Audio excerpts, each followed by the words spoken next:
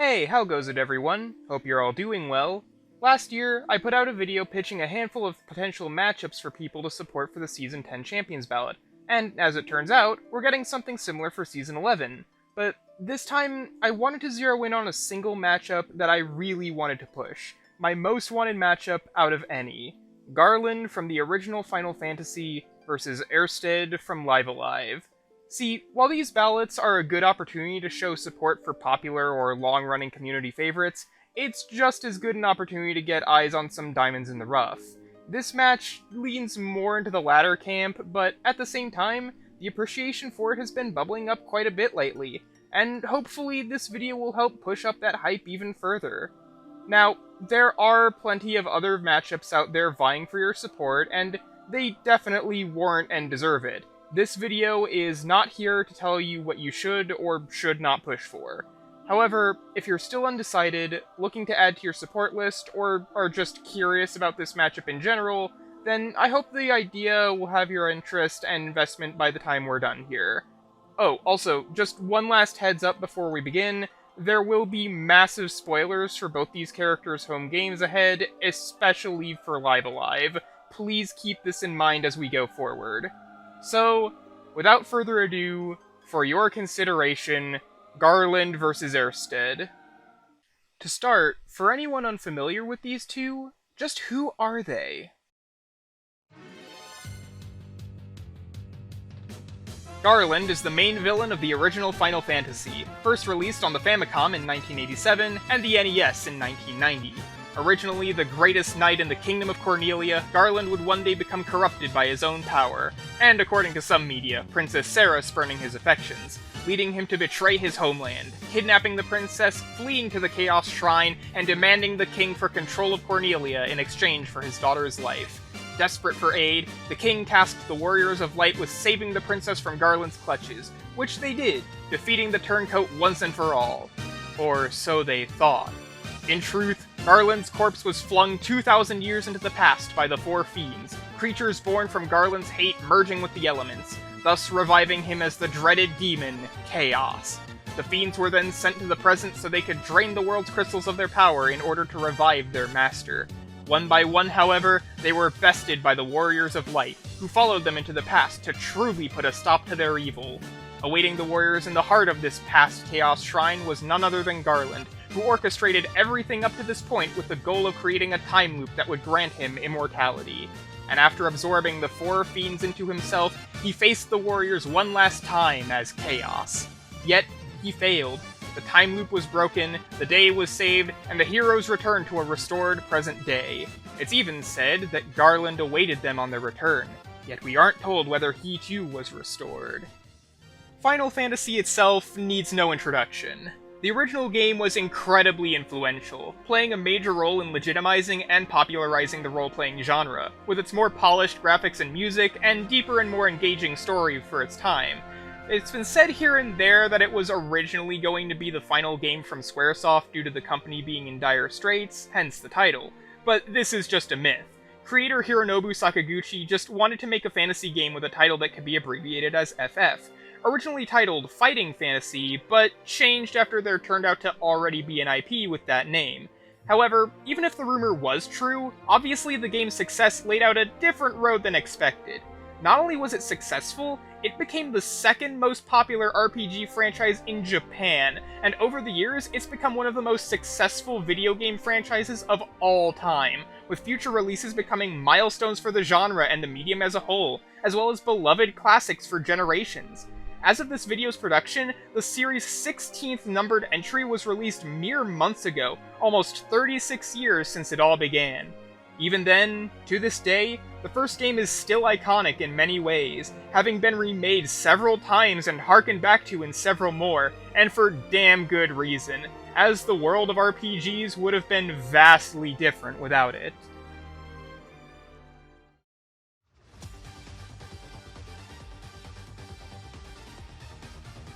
Oersted is the 8th playable protagonist and central antagonist of Live Alive, originally released exclusively for the Super Famicom in 1994. A knight hailing from the medieval kingdom of Lucrece, Oersted first appears as a participant in, and victor of, a tournament for the hand of the Princess Alethea. but his beloved is soon after stolen away by the Lord of Dark and taken to the Archon's Roost. Together with his best friend Strabo and two heroes who vanquished the original Lord of Dark, Uranus and Hash, he set out to slay the fiend and save his bride.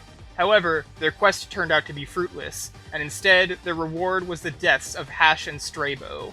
After returning to Lucrece to rest, Oersted is tricked in the night by an illusion into killing the king, for which he is labeled a demon and turns himself in to join Uranus in jail. But Uranus would break Oersted free and set him off for the Archon's Roost once more, this time where he was faced with the real Lord of Dark, Strabo, who survived the whole time and orchestrated the entire chain of events leading to this moment. Oersted was forced to fight and kill his friend-turned-traitor, but when Alethea appeared and saw this, she was furious with Oersted, instead pitying Strabo, who she believed was the one who came to rescue her, and in her anger, she ended her own life. Left with no one to believe in, Oersted succumbed to his hate and proclaimed himself the new Lord of Dark, Odio, and using statues left by the previous Demon King, he created incarnations of himself across all of time. But in each instance, heroes past and future stepped forward to foil each of Odio's manifestations, and were summoned through time to Lucrece, now a desolate husk of its former self. Banding together, they vanquished the legions that came at them, and even Odio in its purest form. Oersted would appear to them in human form, begging for death, but after being refused, he sent his incarnations at them once more, over which the heroes triumphed yet again. Breaking down at this, his fury escalates to its peak, and achieves physical form to lay the heroes low, but instead, he breaks free, granting him the opportunity to slay the monster of his own making. With the Lord of Dark finally vanquished, Oersted accepted his defeat and crumbled to dust, sending the heroes back to their own times. But he left them with a warning, that anyone can fall like he had, so long as hate exists. Live Alive was a game like none other of its time, presenting players with multiple stories across multiple time periods, and each scenario was even made visually distinct by the collaboration of several manga authors. While the meager release at the time was considered a failure by the company's standards, players and critics lauded the game for its experimental, omnibus style and classified it as a one-of-a-kind experience. The resulting fan demand over the years led to the game being re-released on Virtual Console, and even crossovers with games such as Holy Dungeon and Final Fantasy Legends. Even with its unavailability overseas, officially, its impact could still be felt, from Aeon Genesis's fan translation to the game's boss theme Megalomania being the catalyst for one of gaming's most iconic music tracks to date. However, it wasn't until 2022 that the game itself finally left Japan with a complete remake on the Nintendo Switch, influenced by the style of Octopath Traveler. The game boasted not only revamped visuals and voice acting, but also a fully reorchestrated soundtrack by the original game's composer, Yoko Shimomura. The release of the remake was a resounding success, with an outpouring of love from fans, positive review scores across the board, 500,000 copies sold within the first 3 months, and ports to PlayStation 4, PlayStation 5, and PC earlier this year. For a game that spent so much of its tenure exclusive to only a single country, Live Alive has often been touted as one of the most beloved JRPGs out there, and now people across the globe have the chance to see why.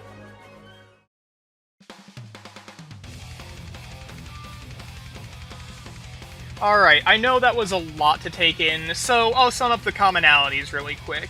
Hailing from classic Square Enix titles, both were once renowned knights, but would become corrupted and betray their homelands, cultivating a hatred so powerful that it not only warped them into their world's ultimate evils, but also manifested and reincarnated throughout time and the world, only stopped after a band of heroes was pulled through time to put an end to their machinations. However, the two contrast in how Garland embraced his role as Chaos to the bitter end, while Oersted freed himself from Odio's grasp and redeemed himself in his last moments. And on a meta level, while I wouldn't consider it a proper connection, both characters and their stories were brought back into the gaming zeitgeist in 2022. I already mentioned the Live Alive remake, but last year also saw the release of Stranger of Paradise Final Fantasy Origin, an alternate universe prequel to the original story. It's not a Bible of connections like some matchups have, but they get to the core of what these two are all about, and that's all they need to do. Now I'm sure you're thinking, that's all fine and good, Wagon, but what is there to bring to the table for an actual fight? Well, I'm glad you asked.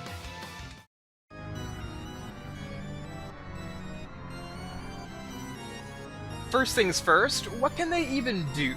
Well, let's start with Garland. If we're looking at him solely from FF1, he's just a guy with a big sword. How riveting. But with additional appearances and supplementary material, Garland has a great sword that can change into a number of different modes, he can send himself or others through time, he has materia and lots of skills that give him passive boosts, a bevy of elemental magics and resistances, soul breaks and limit bursts, barriers, self-healing, the whole shebang. And that's not even accounting for what the Four Fiends and Chaos have under their belts, such as further spells to mess with time, ways to inflict serious debuffs or status effects, and even instant death. The Fiends have shown able to cast curses, and Chaos even has the ability to create a pocket reality. Definitely nothing to scoff at from Final Fantasy's very first big bad. Not to say Oersted is particularly a slouch, far from it.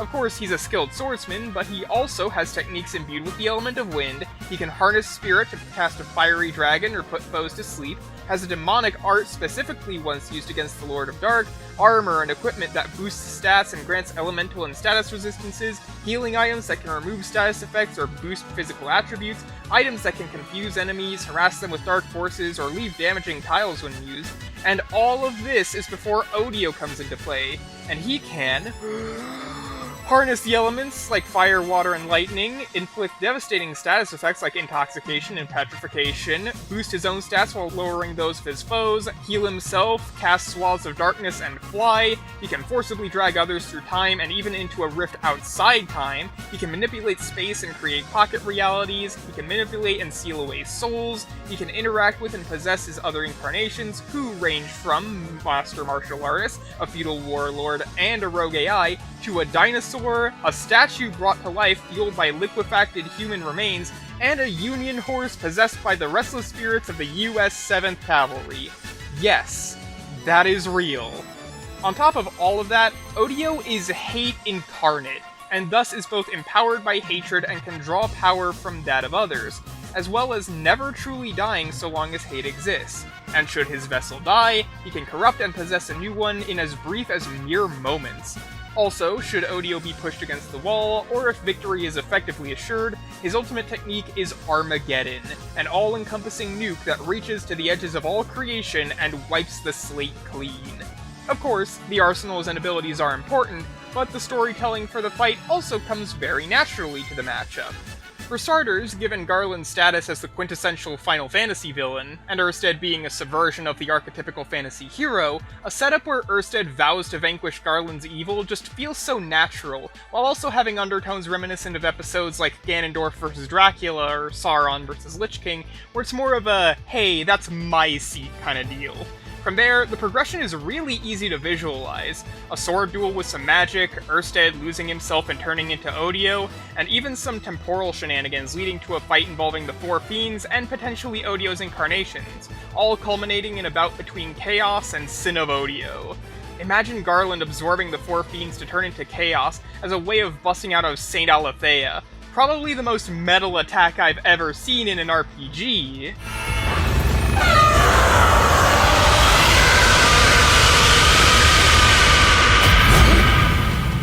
And then cleaning shop against Odio's remaining incarnations if they're involved, only for Oersted to start drawing in hate from everywhere and every when, even Chaos himself, to let Sin of Odio take control. The idea of two classic RPG final bosses basically having a magic mini kaiju fight sounds absolutely insane. Then for the ending, there's some really cool ways to take it. If Garland wins, Oersted can succumb to Chaos's primordial crust debuff and end up fossilized by it. Chaos then shatters Oersted and laughs victoriously, unaware of the fact that the Lord of Dark has found the next perfect host to carry on his cycle of hatred. On the other hand, if Oersted wins, he could break free from Odio's grasp and hit Chaos with Archon's Mark, either as the killing blow, splitting him in half, or as an opening for Odio to drop Armageddon and vaporize Chaos entirely.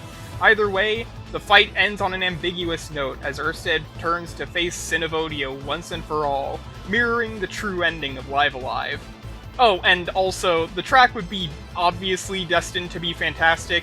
With how iconic the battle themes in their home games are, especially for Final Fantasy, it's not hard to imagine what could be and how hard it would go.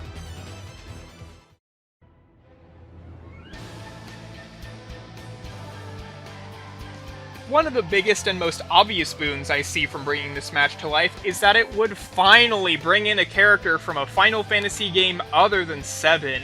For a series as renowned, vast, and varied as this, it's honestly kind of baffling to me that throughout the show's entire tenure, it's only gotten 4 episodes, all focused on the one game. In fact, it's clear that there's some internal agreement with that point because during the production of this video, the Tournament of Champions has already gotten underway, and one of the very first matches on the docket is Shulk vs. Lightning. So, yeah.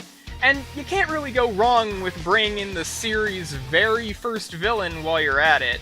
Meanwhile, despite its more relative obscurity, Live Alive is still a beloved classic to those who've played it, so not only would it be fun to see on for fans of the game, but it could potentially introduce it to a whole new audience, which is one of my favorite things to happen with Death Battle, where people get into media they may not have otherwise because of the show.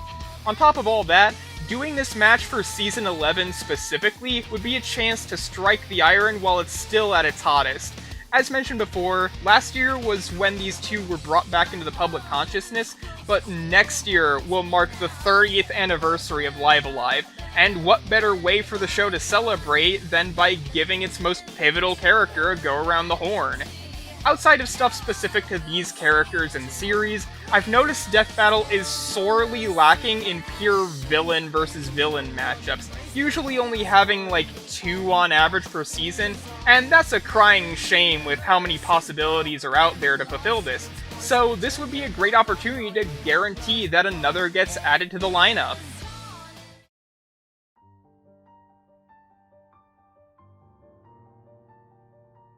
Now, I will fully admit, I'm not an expert on Final Fantasy by any means, but it's still a series I have a lot of interest in, both in general and for Death Battle. Heck, it's host to the matchup I've had the longest running interest in with Loki vs. Kefka, but Garland in particular was always a character that just clicked for me. Granted, mostly for his design and his portrayal in Dissidia, but still, I always thought he was cool. And with my interest in DB, I wanted to find a match for him someday, especially since, well, he is the foe that started it all. Fast forward to when Live Alive dropped, and I had heard a lot of good things about it from osmosis. Then I heard about this match, and everything kicked off from there, becoming my most wanted. Further solidified by me playing Live Alive for myself not long ago, and now it's my favorite game of all time, so it would be really cool for me personally to see it get talked about. I've already gushed a lot about the match myself here, but don't just take my word for it. How about some words from other people in the community who also want to see this matchup given a shot? Hello, this is the Jack of all trades here, longtime Death Battle fan and trailer maker. There will be a lot of matchups I plan to support should they enter the tournament, but this one will certainly be chief among them. Now, I will admit I don't really have much of a personal connection with Garland vs. Oersted outside of an interest in playing Live Alive. So why am I here showing support for this matchup? Simple. I just love it that much. It's the prime RPG Dark Lord battle, these two being among the earliest and probably most powerful.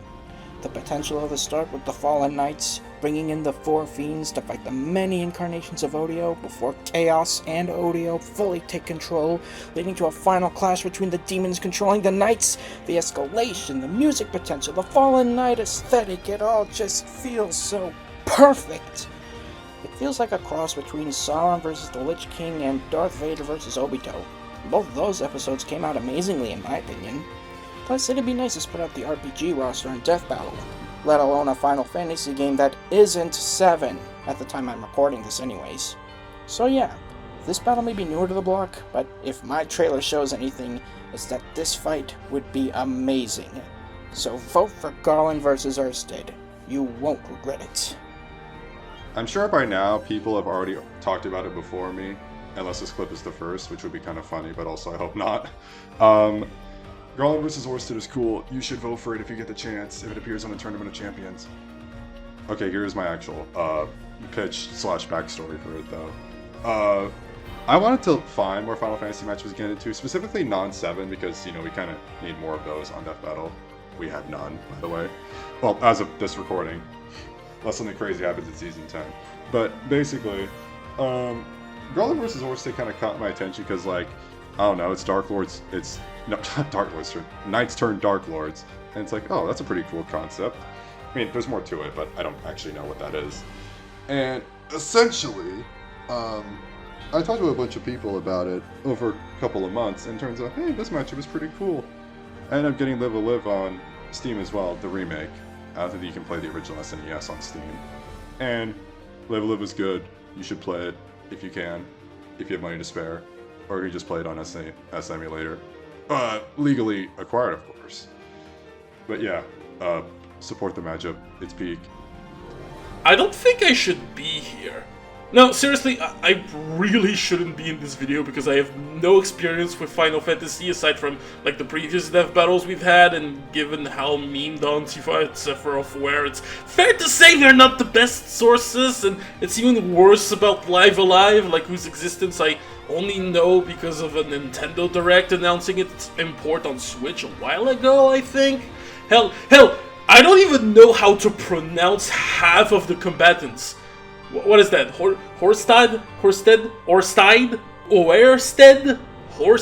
I don't know. But then, one day, God knows what, I stumbled upon this matchup and the passionate conversations people were having around it, and I decided to check it out and read some prediction forums about it, or whatever, and the more I learned about this confrontation, the more hyped I got by it. I just love the concept of a battle between two Dark Lords stuck in some sort of like time loop, and all the vast amount of forms and summons they can throw during the fights, like going from a simple sword fight to a battle between eldritch gods like Chaos and Odio.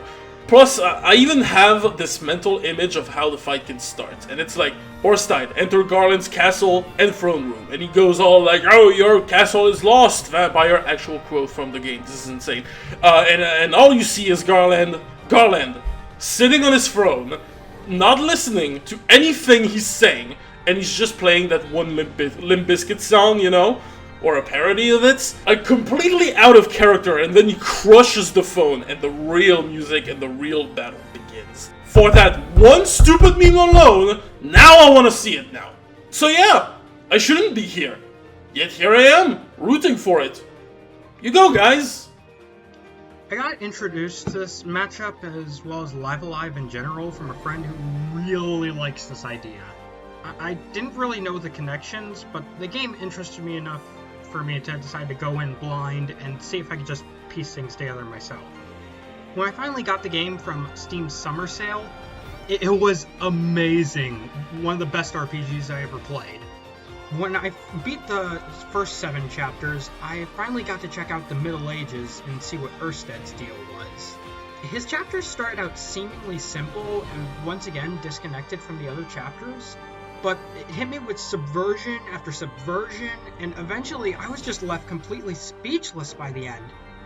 Everything made sense after I finished Oersted's chapter.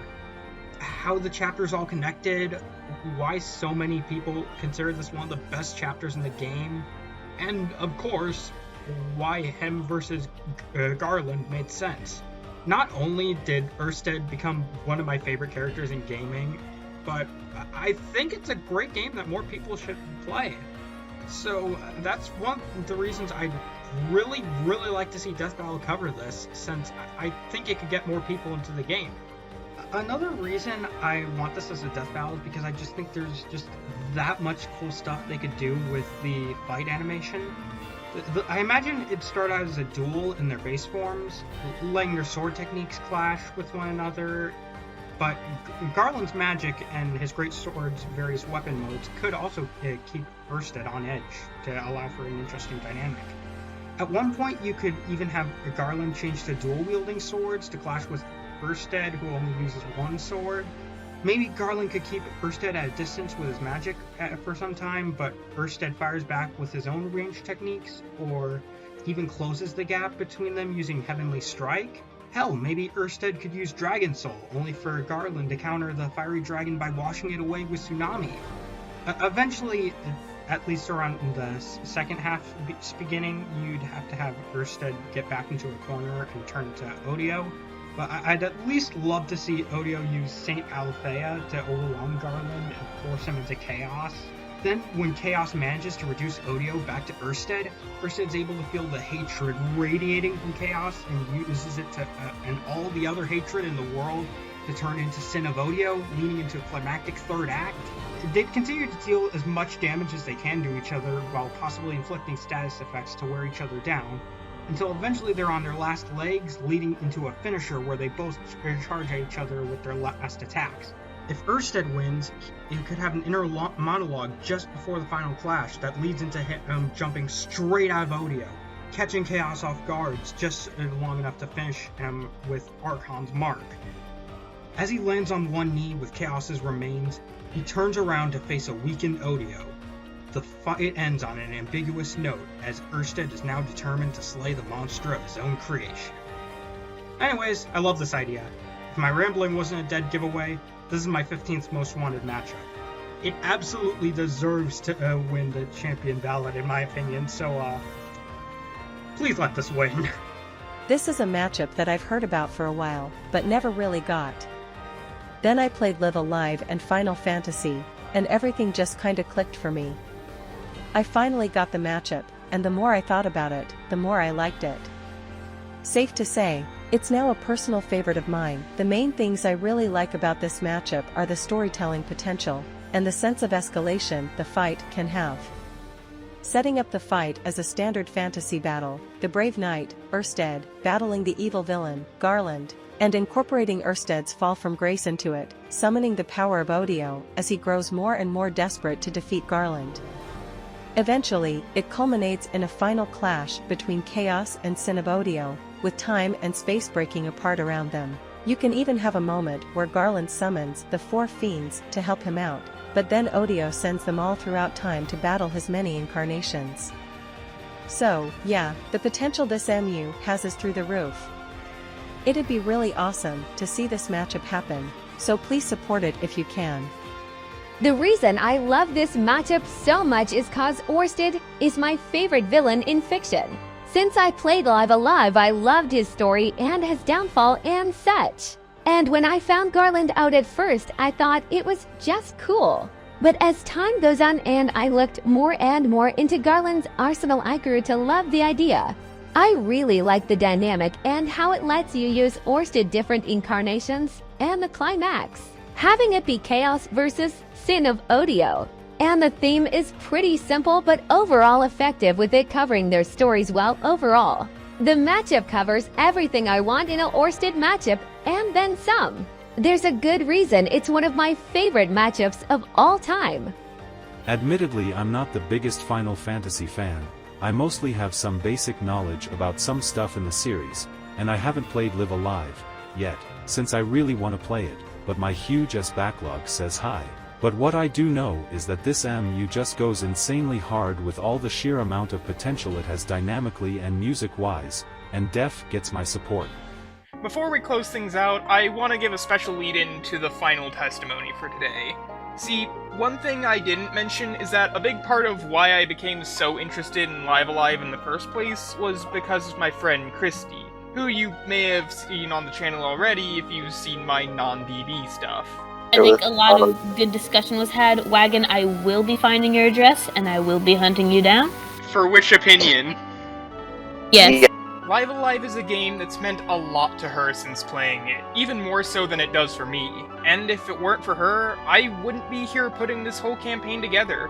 So not only is this video a push for my most wanted death battle matchup, but a heartfelt thank you to one of my best friends in the whole world. And here's what she has to say. Hi, my name is Cristy. I casually sent it on Twitter. I'm kind of really excited about this match ever since Wagon first told me about it, because I might be the person who really introduced him to Live Alive. I played the game when the remake came out, well, a few months after the remake came out, and just instantly fell in love with it. I fell in love with the stories, I fell in love with the cast, and Oersted's story specifically was always one of my favorites. Just everything about it, how the build-up, the tensions, the the executions at the end, and just the subversion of a lot of RPG tropes into this really amazing and just heart-wrenchingly tragic character. It's just such... I love him. I love this guy. And I would love to just get the word of Live Alive out there more, especially on a series as big as Death Battle, and to get more people to experience this character, even if it's just for a fight. Because, like, he fights cool, too. He's got a lot of really sick, epic moves. Especially, he can work a lot with the sprites, animations, and stuff. I just... goddamn. I don't know how to end this, but, vote Oersted v. Garland. Vote now. Vote now. Support my boy. Subscribe. Subscribe!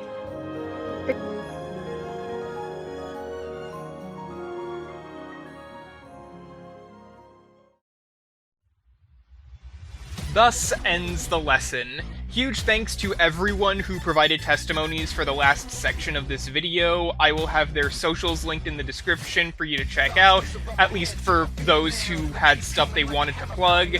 Another thing that actually came out the day this should be uploading, I was on a blog for this matchup, which that will also be linked in the description.